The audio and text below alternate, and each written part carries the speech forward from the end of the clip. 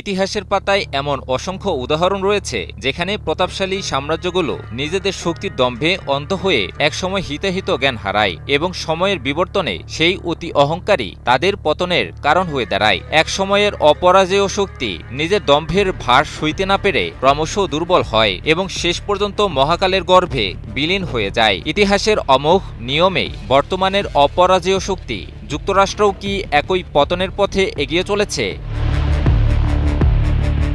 গত কয়েক দশক ধরে বিশ্ব রাজনীতিতে একচ্ছত্র আধিপত্য বিস্তার করে রাখা দেশটি হল মার্কিন যুক্তরাষ্ট্র। যুক্তরাষ্ট্রের দুর্দণ্ড প্রতাপের সামনে বিশ্ব যেন ছিল মস্তক অবনত।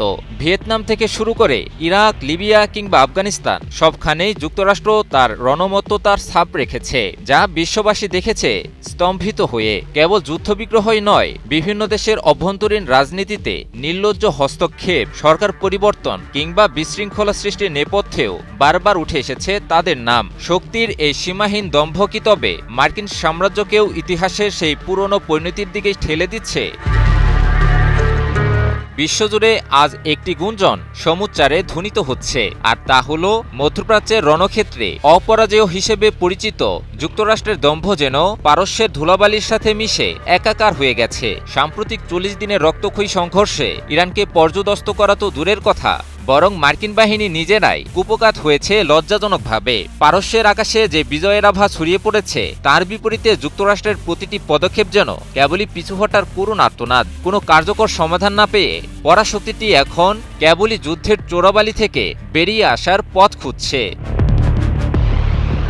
ইরান যুদ্ধ থেকে যুক্তরাষ্ট্র যখন কোনো মতে পিছু হটার পথ খুঁজছে, ঠিক তখনই পারস্যের ভূমিতে তাদের ঐতিহাসিক পরাজয় থেকে শিক্ষা নিতে উপদেশ দিয়েছেন ইরানের প্রেসিডেন্ট মাসুদ পেজেশকিয়ান। সাম্প্রতিক ঘটনাবলীর পাশাপাশি 1980 সালে তাবাস মরুভূমিতে যুক্তরাষ্ট্রের ব্যর্থ অপারেশন ঈগল ক্ল এর কথা স্মরণ করিয়ে দিয়ে তিনি উল্লেখ করেন যে দুইবার এই পবিত্র ভূমিতে অভিযান চালিয়েও তথাকথিত বিশ্ব পরাশক্তিকে কেবলই লজ্জাজনক পরাজয় বরণ করতে হয়েছে। পেজেশকিয়ান বলেন, প্রথমবার 1980 সালে অপারেশন ঈগল ক্ল এর মাধ্যমে তেহরানে বন্দী মার্কিনীদের মুক্ত করতে এসে মরুঝড় আর কৌশলগত ব্যর্থতায় পর্যুদস্ত হয়ে ফিরতে হয়েছিল যুক্তরাষ্ট্রের। আর দ্বিতীয়বার সম্প্রতি ইস্পাহানের সমৃদ্ধ ইউরেনিয়াম ভাণ্ডার দখলের এক উচ্চাভিলাষী আগ্রাসন চালাতে গিয়ে তারা পুনরায় ইরানের অদম্য মনোবলের মুখে পড়ে।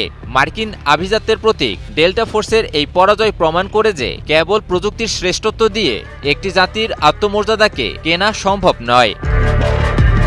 প্রেসিডেন্ট মাসুদ পেজেশকিয়ান তাবাস মরুভূমির সেই ব্যর্থ মার্কিন অভিযানকে কেবল ইরানের একটি সামরিক বিজয় হিসেবে দেখেন না, বরং একে পরাশক্তিদের হিসাব নিকাশের উপর ঐশ্বরিক ইচ্ছার শ্রেষ্ঠত্ব হিসেবে অভিহিত করেছেন। তার মতে, যখন কোনো পার্থিব শক্তি এক উচ্চতর সংকল্পের মুখোমুখি হয়, তখন তাদের সব রণকৌশলই অর্থহীন হয়ে পড়ে।